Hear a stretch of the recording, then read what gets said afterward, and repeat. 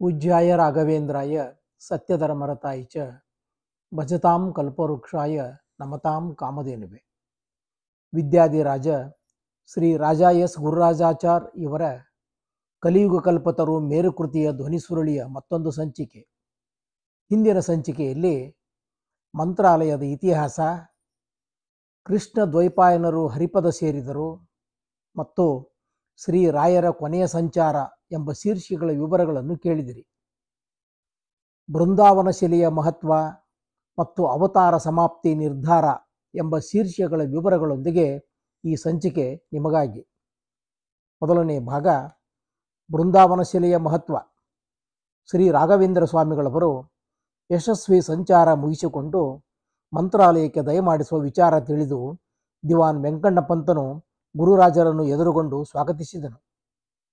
ಅಂದು ದೇವರ ಪೂಜೆ, ಭಿಕ್ಷಾ ಸ್ವೀಕಾರಾದಿಗಳು ಜರುಗಿದ ಮೇಲೆ ವೆಂಕಣ್ಣ ಪಂತನು ಗುರುಗಳು ತಾನು ಒಪ್ಪಿಸಿದ್ದ ಕಾರ್ಯಭಾರದ ಬಗ್ಗೆ ವಿಜ್ಞಾಪಿಸುತ್ತಾ ತಾನು ಶ್ರೀ ವೆಂಕಟೇಶ್ವರನ ಗುಡಿ, ದೇವರ ವಿಗ್ರಹ, ಶ್ರೀಮಠದ ಆತ್ಮೀಯರು ಹಾಗೂ ಪಂಡಿತರು ಪರಿವಾರದವರಿಗಾಗಿ ಮನೆಗಳನ್ನು ನಿರ್ಮಿಸಿರುವುದನ್ನು ಅರಿಕೆ ಮಾಡಿ ಎಲ್ಲವನ್ನೂ ಗುರುಗಳಿಗೆ ತೋರಿಸಿದನು.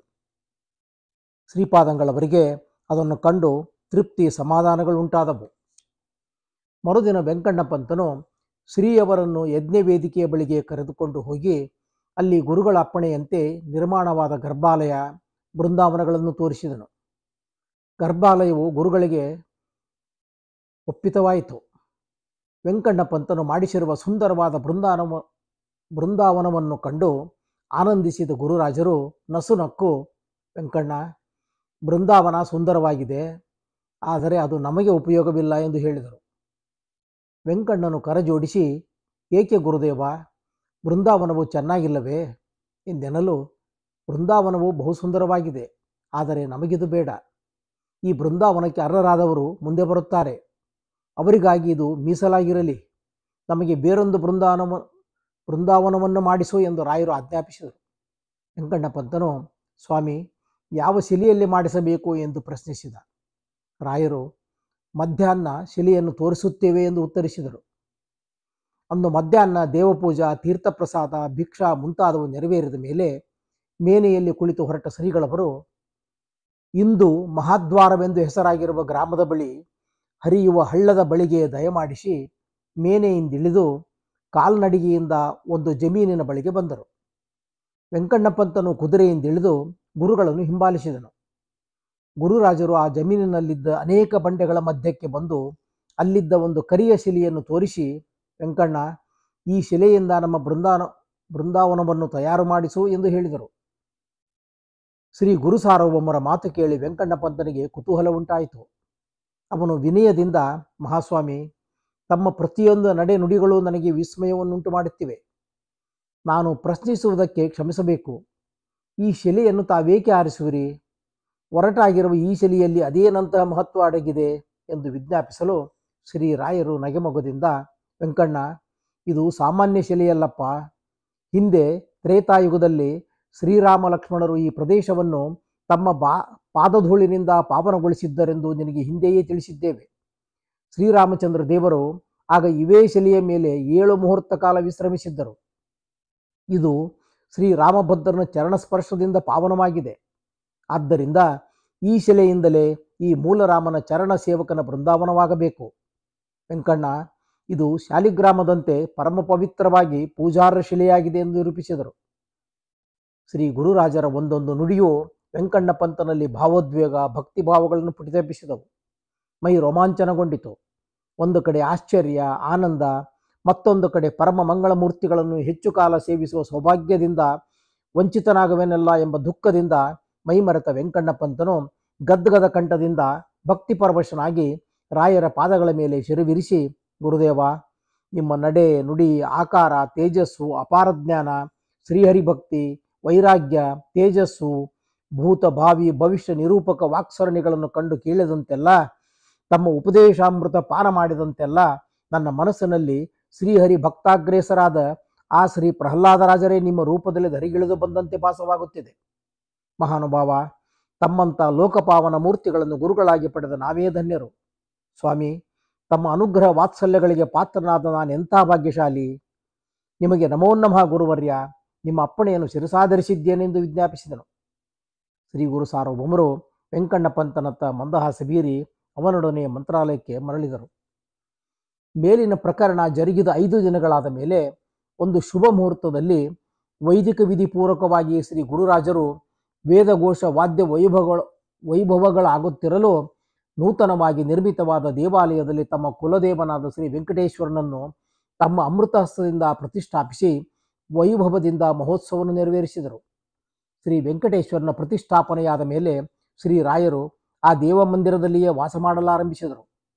ಆತ್ಮೀಯರು, ಪಂಡಿತರು, ಪರಿವಾರದವರಿಗಾಗಿ ನಿರ್ಮಿತವಾದ ಮನೆಗಳ ಗೃಹ ಪ್ರವೇಶ ಮಹೋತ್ಸವ ಪೂರ್ವಕವಾಗಿ ಅವರೆಲ್ಲರೂ ಶ್ರೀಯವರು ಅನುಗ್ರಹಿಸಿದ ಮನೆಗಳಲ್ಲಿ ವಾಸಿಸುತ್ತಾ ಶ್ರೀರಾಯರ ಸೇವೆಯಲ್ಲಿ ತತ್ಪರರಾದರು. ಕೆಲ ದಿನಗಳಾದ ಮೇಲೆ ಶ್ರೀರಾಯರು ಮಿತ ಪರಿವಾರರಾಗಿ ತುಂಗಭದ್ರಾ ನದಿಯ ಆಚೆಯ ದಂಡೆಗೆ ಸ್ವಲ್ಪ ದೂರದಲ್ಲಿರುವ ಜಾಗೃತ ಸ್ಥಳವೆಂದು ಪ್ರಖ್ಯಾತವಾದ ಗಣದಾಳ್ ಎಂಬ ಗ್ರಾಮಕ್ಕೆ ದಯಮಾಡಿಸಿದರು. ಗಣದಾಳಿನಲ್ಲಿ ಸ್ವಯಂ ವ್ಯಕ್ತನಾಗಿ ರಾಜಿಸುವ ಪಂಚಮುಖಿ ಶ್ರೀ ಪ್ರಾಣದೇವರ ಸನ್ನಿಧಿಯಲ್ಲಿ ಶ್ರೀ ಪಾದಂಗಳವರು ಶ್ರೀ ಮೂಲರಾಮ ಪೂಜಾರಾಧನೆ, ಶ್ರೀ ಪ್ರಾಣದೇವರ ಸೇವಾದಿಗಳನ್ನು ಮಾಡುತ್ತಾ ಒಂದು ಮಂಡಲ ಕಾಲ ಅಲ್ಲಿ ತಪೋನಿರತರಾಗಿದ್ದು, ಶ್ರೀ ಪ್ರಾಣದೇವರ ಸಂಪೂರ್ಣ ಅನುಗ್ರಹವನ್ನು ತಮ್ಮ ಸಂಕಲ್ಪಕ್ಕೆ ಶ್ರೀ ವಾಯುದೇವರ ಸಮ್ಮತಿ ಆಶೀರ್ವಾದಗಳನ್ನು ಸಂಪಾದಿಸಿಕೊಂಡು ಮತ್ತೆ ಮಂತ್ರಾಲಯಕ್ಕೆ ಚಿತ್ತೈಸಿದರು. ಮುಂದಿನ ಭಾಗ ಅವತಾರ ಪರಿಸಮಾಪ್ತಿ ನಿರ್ಧಾರ. ಶ್ರೀ ರಾಘವೇಂದ್ರ ಸ್ವಾಮಿಗಳವರು ಜಗತ್ತಿನ ಜನರ ದೃಷ್ಟಿಗೆ ವಿಷಯರಾಗಿ ಮಾಡಬೇಕಾಗಿದ್ದ ಕರ್ತವ್ಯವು ಮುಗಿದಂತಾಯಿತೆಂದು ಅರಿತು ಶ್ರೀಹರಿಯ ಸಂಕಲ್ಪದಂತೆ ತಮ್ಮ ಅವತಾರ ಕಾರ್ಯವನ್ನು ಪರಿಸಮಾಪ್ತಿಗೊಳಿಸಲು ಸಂಕಲ್ಪಿಸಿದರು. ಆ ಕಾರ್ಯವು ಯಶಸ್ವಿ ಜರುಗಿಸಲು ಶ್ರೀಪಾದಂಗಳವರು ಕುಂಭಕೋಣದಿಂದ ತಮ್ಮ ಆತ್ಮೀಯರನ್ನು ವೆಂಕಟನಾರಾಯಣಾಚಾರ್ಯ, ನಾರಾಯಣಾಚಾರ್ಯ, ಗೋವಿಂದಾಚಾರ್ಯ ಮುಂತಾದವರನ್ನು ಆದವಾನಿಯಿಂದ ದಿವಾನ್ ವೆಂಕಣ್ಣ ಪಂತನನ್ನು ಕರೆಯಿಸಿಕೊಂಡು ಒಂದು ದಿನ ಏಕಾಂತದಲ್ಲಿ ಆಪ್ತಾಲೋಚನೆ ಮಾಡಿದರು.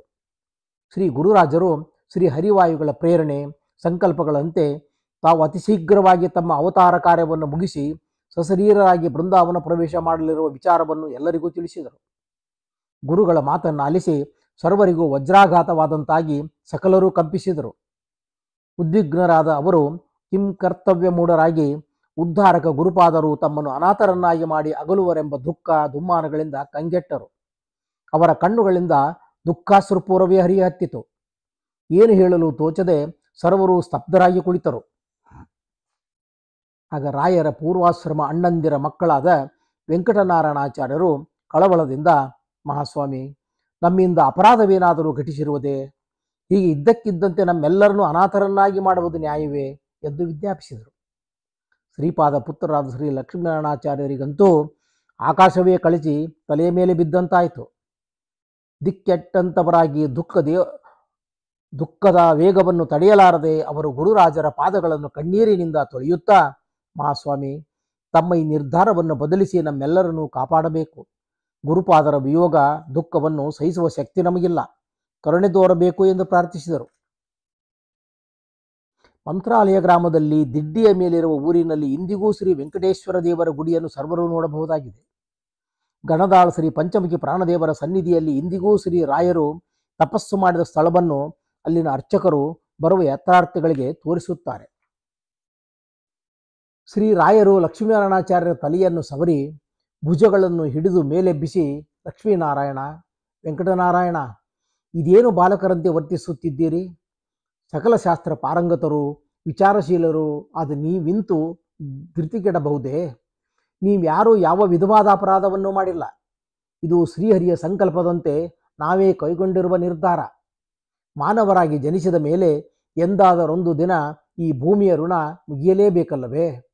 ಕುಂಭಕೋಣದಲ್ಲಿ ಕೆಲ ವರ್ಷಗಳ ಹಿಂದೆ 3 ಜ್ಯೋತಿಷಿಗಳು ನುಡಿದ ಭವಿಷ್ಯ ನಿಮಗೆ ನೆನಪಿದೆಯೇ?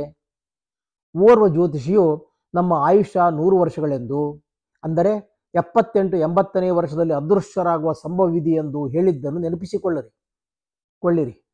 ಮತ್ತೊಬ್ಬ ಜ್ಯೋತಿಷಿಯು 700 ವರ್ಷಗಳ ಕಾಲ ನಾವು ಜೀವಿಸುತ್ತೇವೆಂದು ಭವಿಷ್ಯ ನುಡಿದದ್ದನ್ನು ಸ್ಮರಿಸಿ.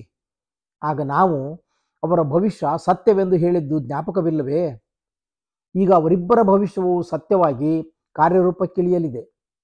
ನಾವು ಸಶರೀರರಾಗಿ ಬೃಂದಾವನ ಪ್ರವೇಶ ಮಾಡುವುದರಿಂದ ಜಗತ್ತಿನ ಜನತೆಯ ಕಣ್ಣುಗಳಿಗೆ ಅದೃಶ್ಯರಾಗುವುದರಿಂದ ಆತನ ಭವಿಷ್ಯ ಸತ್ಯವಾಗಲಿದೆ.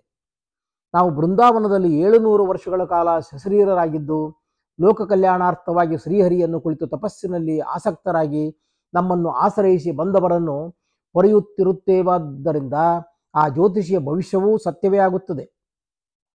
ಇದು ಶ್ರೀ ಶೇಚ್ಛ, ಆದ್ದರಿಂದಲೇ ಅನಿವಾರ್ಯ.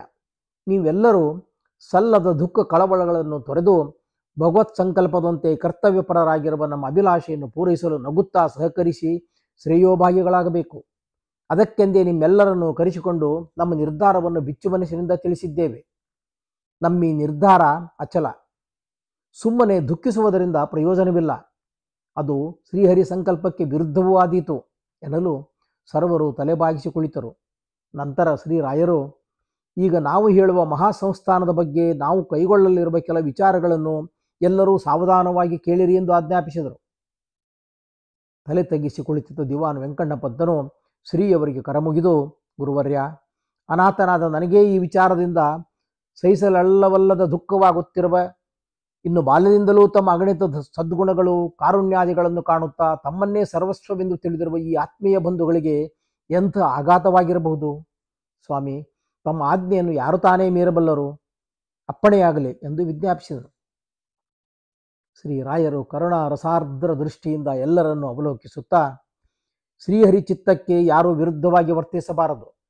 ನಿಮ್ಮ ಸಂಕಟವನ್ನು ನಾವು ಬಲ್ಲೆವು. ಅದು ನಮ್ಮಲ್ಲಿ ನಿಮಗಿರುವ ನಿರತಶೀಯ ಭಕ್ತಿಯ ದ್ಯೋತಕ. ಆದರೇನು ಮಾಡುವುದು? ನೀವು ನಮ್ಮ ವಿಯೋಗ ವಿರಹವ್ಯತೆಯನ್ನು ಸಹಿಸಲೇಬೇಕು. ನಮ್ಮ ಪ್ರೀತ್ಯಾಸ್ಪದ ಬಂಧುಗಳು ಶಿಷ್ಯರು ಆದ ನೀವು ಧೈರ್ಯದಿಂದ ವರ್ತಿಸಬೇಕು. ಒಂದು ವಿಚಾರವಂತೂ ನಿರ್ಧಾರವಾದಂತಾಯಿತು. ಇನ್ನು ಮಹಾಸಂಸ್ಥಾನದ ಮುಂದಿನ ವ್ಯವಸ್ಥೆಯ ಬಗ್ಗೆ ನಮ್ಮ ನಿರ್ಣಯ ಅಭಿಪ್ರಾಯಗಳನ್ನೀಗ ನಿಮಗೆ ತಿಳಿಸುತ್ತೇವೆ ಎಂದು ಹೇಳಿ ಸೂಚ್ಯವಾಗಿ ತಮ್ಮ ಪೂರ್ವಾಶ್ರಮ ಸೋದರಳಿಯಂದಿರು ಪ್ರಿಯ ಶಿಷ್ಯರು ಆದ ನಾರಾಯಣಾಚಾರ್ಯರತ್ತ ದೃಷ್ಟಿ ಬೀರಿದರು. ಶ್ರೀಯವರ ವಚನವನ್ನು ಆಲಿಸಿ ಅವರ ದೇಹದಲ್ಲಿ ವಿದ್ಯುತ್ ಸಂಚಾರವಾದಂತಾಯಿತು. ಹಿಂದೊಮ್ಮೆ ಕುಂಭಕೋಣದಲ್ಲಿ ಗುರುರಾಜರು ಮಹಾಸಂಸ್ಥಾನದ ಮುಂದಿನ ವ್ಯವಸ್ಥೆಯ ವಿಷಯವಾಗಿ ತಮಗೆ ಏಕಾಂತದಲ್ಲಿ ತಿಳಿಸಿದ್ದ ವಿಚಾರಗಳು ನೆನಪಿಗೆ ಬಂದು ನಾರಾಯಣಾಚಾರ್ಯರು ಪುಳಿಕಿತಗಾತರಾದರು. ಶ್ರೀ ರಾಘವೇಂದ್ರ ಸ್ವಾಮಿಗಳವರು ಮುಂದುವರೆದು, ನಾವು ವಿರಾಜಿಸುವ ಶ್ರೀ ಹಂಸನಾಮಕ ಪರಮಾತ್ಮನ ಶ್ರೀ ಮದಾಚಾರ್ಯರ ಈ ಮಹಾಪೀಠವು ಪರಮಪಾವನವಾದುದು. ಇದು ಅಚಂದ್ರಾರ್ಕವಾಗಿ ತನ್ನ ಕರ್ತವ್ಯ ಪರಿಪಾಲನೆ ಮಾಡುತ್ತಾ ಸರ್ವ ಸಜ್ಜನರ ಸರ್ವಾಂಗೀಣ ಅಭ್ಯುದಯ ಕಾರ್ಯಾಸಕ್ತವಾಗಿ ಲೋಕಮಾನ್ಯವಾಗಿ ಮೆರೆಯಬೇಕಾಗಿದೆ. ನಮ್ಮ ಗ್ರಂಥಗಳ ಪಾಠ ಪ್ರವಚನದ್ವಾರ ಈ ಪೀಠದಲ್ಲಿ ಮಂಡಿಸಿದ ಯತೀಶ್ವರರು ಶ್ರೀ ಮದಾಚಾರ್ಯರ ಸತ್ಸಿದ್ಧಾಂತವನ್ನು ಮುಂದುವರಿಸಿಕೊಂಡು ಬಂದು ಜ್ಞಾನಜ್ಯೋತಿಯನ್ನು ಬೆಳಗಬೇಕಾಗಿದೆ. ಈ ಕಾರ್ಯವು ಯಶಸ್ವಿಯಾಗಲು ಆಚಾರ್ಯ ಶ್ರೀ ಮಧ್ವರಂತೆ ನಾವು ಈ ಮಹಾಪೀಠವನ್ನಾಳಲು ಅರ್ಹರಾದವರನ್ನು ಆರಿಸಬೇಕಾಗಿದೆ. ನಾವು ಈಗಾಗಲೇ ಅದನ್ನು ನಿರ್ಧರಿಸಿದ್ದೇವೆ. ಈ ವಿಚಾರವು ನಾರಾಯಣನಿಗೆ ತಿಳಿದಿದೆ. ಸಾವಕಾಶವಾಗಿ ನಮ್ಮ ನಾರಾಯಣನು ನಿಮ್ಮೆಲ್ಲರಿಗೂ ಅದನ್ನು ತಿಳಿಸುತ್ತಾನೆ. ನಾವು ಈ ಮಹಾಪೀಠವನ್ನು ನಮ್ಮ ತರುವಾಯ ಆಳಲು ಅರ್ಹರಾದ 4 ಜನರನ್ನು ಆರಿಸಿದ್ದೇವೆ. ಇನ್ನು ಮುಂದೆ ಶ್ರೀ ಸರ್ವಜ್ಞರ ಈ ವಿದ್ಯಾ ಸಿಂಹಾಸನದಲ್ಲಿ ನಮ್ಮ ಪೂರ್ವಾಶ್ರಮ ವಂಶೀಯರೇ ಪರಂಪರೆಯಾಗಿ ವಿರಾಜಿಸಿ ತತ್ವಜ್ಞಾನ ಧರ್ಮ ಪ್ರಸಾರ ಲೋಕ ಕಲ್ಯಾಣ ಕಾರ್ಯಾಸಕ್ತರಾಗಿ ದ್ವೈತ ಸಿದ್ಧಾಂತವನ್ನು ಬಹುಮುಖವಾಗಿ ಅಭಿವೃದ್ಧಿಪಡಿಸಿ ಶ್ರೀ ಮದಾಚಾರ್ಯ, ಪದ್ಮನಾಭ, ಜಯತೀರ್ಥ, ವಿಭುಧೇಂದ್ರ, ವಿಜಯೇಂದ್ರ ಪರಂಪರೆಯಿಂದ ಅವಿಚ್ಛಿನ್ನವಾಗಿ ನಡೆದು ಬಂದಿರುವ ಪಾಠ ಪ್ರವಚನ ಸಂಪ್ರದಾಯವನ್ನು ಮುಂದುವರಿಸಿಕೊಂಡು ಬರಬೇಕೆಂಬುದು ಶ್ರೀ ಮೂಲರಾಮನ ಇಚ್ಛೆ. ಶ್ರೀ ಮದಾಚಾರ್ಯ ಟೀಕಾಕೃತ್ಪಾದರ ಸಂಕಲ್ಪ. ಅವರ ಪ್ರೇರಣೆಯಂತೆಯೇ ನಾವೀ ನಿರ್ಧಾರವನ್ನು ಕೈಗೊಂಡಿದ್ದೇವೆ. ನಮ್ಮ ತರುವಾಯ ಒಬ್ಬರಾದ ಮೇಲೊಬ್ಬರಂತೆ ಶ್ರೀ ಯೋಗೇಂದ್ರ ತೀರ್ಥರು, ಶ್ರೀ ಸೂರೀಂದ್ರ ತೀರ್ಥರು, ಶ್ರೀ ಸುಮತೀಂದ್ರ ತೀರ್ಥರು ಮತ್ತು ಶ್ರೀ ಉಪೇಂದ್ರ ತೀರ್ಥರು ಎಂಬ ಅಭಿಮಾನದಿಂದ ನಮ್ಮ ಶಿಷ್ಯರು ಈ ಮಹಾಸಂಸ್ಥಾನವನ್ನು ಪರಿಪಾಲಿಸಬೇಕಾಗಿದೆ ಎಂದು ಅಪ್ಪಣೆ ಕೊಡಿಸಿದರು. ಎಲ್ಲರೂ ಆ ಯಾರಾಗಿರಬಹುದು ಎಂದು ಯೋಚಿಸುತ್ತಿರುವಾಗ ಶ್ರೀರಾಯರು ವೆಂಕಟನಾರಾಯಣಾಚಾರ್ಯರನ್ನು ನೋಡುತ್ತಾ ನಗುಮುಖದಿಂದ ಹೀಗೆ ಹೇಳಿದರು. ವೆಂಕಟನಾರಾಯಣ, ಆ 4 ಭಾಗ್ಯಶಾಲಿಗಳಾರು ಗೊತ್ತೇ? ಅವರೇ ನಿನ್ನ ಸುಪುತ್ರರಾದ ವೆಂಕಣ್ಣ, ವಾಸುದೇವ, ಮುದ್ದು ವೆಂಕಟಕೃಷ್ಣ ಮತ್ತು ವಿಜಯೇಂದ್ರ ಇವರುಗಳು. ಅವರ ತರುವಾಯ 5ನೇಯವನಾಗಿ ಈ ಶ್ರೀನಿವಾಸ ಈ ಮಹಾಪೀಠದಲ್ಲಿ ಮಂಡಿಸಿ ಗಳಿಸಬೇಕೆಂಬುದು ಶ್ರೀ ಹರಿವಾಯುಗಳ ಸಂಕಲ್ಪ ಎಂದು ಹೇಳಿ ಶ್ರೀಪಾದ ಪುತ್ರ ಲಕ್ಷ್ಮೀನಾರಾಯಣಾಚಾರ್ಯರ ತೊಡೆಯ ಮೇಲೆ ಕುಳಿತಿದ್ದ ತಮ್ಮ ಪೂರ್ವಾಶ್ರಮ ಪುತ್ರರಾದ ಲಕ್ಷ್ಮೀನಾರಾಯಣಾಚಾರ್ಯರ ಮಗ ಪುರುಷೋತ್ತಮಾಚಾರ್ಯರ ಪುತ್ರನಾದ ಒಂದೂವರೆ ವರ್ಷದ ಮಗುವಾದ ಶ್ರೀನಿವಾಸನನ್ನು ತೋರಿ ಅವನ ಶಿರದ ಮೇಲೆ ಕರಬಿರಿಸಿ ಆಶೀರ್ವದಿಸಿದರು. ಶ್ರೀಯವರ ವಚನವನ್ನು ಆಲಿಸಿ ಸಕಲರು ಅತ್ಯಾಶ್ಚರ್ಯಮಗ್ನರಾಗಿ ಆನಂದ ಪುಳಕಿತರಾದರು. ಈ ಅದ್ಭುತ ನಿರ್ಣಯದಿಂದ ರೋಮಾಂಚಿತನಾದ ದಿವಾನ್ ವೆಂಕಣ್ಣ ಪಂತನು, ಮಹಾಸ್ವಾಮಿ, ಹಾಗಾದರೆ ಆ ಬೃಂದಾವನ ಎನ್ನುತ್ತಿರಲು ನಸುನಕ್ಕು ಶ್ರೀಗಳವರು, ಹೌದು, ಆ ಬೃಂದಾವನ ಇವರಿಗೇ ಮೀಸಲು ಎಂದರು. ವೆಂಕಣ್ಣ ಪಂತ ಗುರುಗಳ ದೂರದೃಷ್ಟಿ ಎಲ್ಲವನ್ನು ಮೊದಲೇ ನಿರ್ಣಯಿಸುವ ಅಗಾಧ ಮಹಿಮಾದಿಗಳನ್ನು ಕಂಡು ಮೂಕವಿಸ್ಮಿತನಾದನು. ಇಲ್ಲಿಗೆ ಈ ಸಂಚಿಕೆ ಮುಕ್ತಾಯ. ಆಶ್ರಮ ಪ್ರದಾನ ಮತ್ತು ಮಂತ್ರಾಲಯಾಂಬಿಕೆಯ ದರ್ಶನ ವರಪ್ರಾಪ್ತಿ ಎಂಬ ಶೀರ್ಷಿಕೆಗಳೊಂದಿಗೆ ಮುಂದಿನ ಸಂಚಿಕೆ ಆರಂಭ. ಶ್ರೀಕೃಷ್ಣಾರ್ಪಣಮಸ್ತು.